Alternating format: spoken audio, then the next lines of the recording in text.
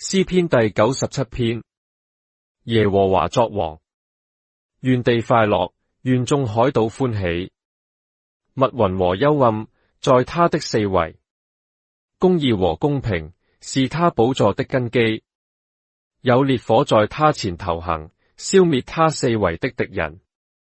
他的閃電光照世界，大地看見便震動。諸山見耶和華的面，就是全地之主的面，便消化如蠟。諸天表明他的公義，萬民看見他的榮耀。願一切侍奉雕刻的偶像，靠虛無之神自誇的，都蒙羞愧。萬神啊，你們都當拜他。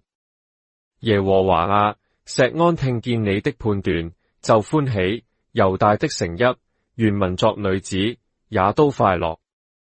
因為你耶和華至高，超乎全地，你被尊崇，遠超萬神之上。你們愛耶和華的，都當恨惡罪惡。他保護聖民的性命，搭救他們脫離惡人的手。散布亮光是為義人，預備喜樂是為正直人。你們義人當靠耶和華歡喜，稱謝他可紀念的聖名。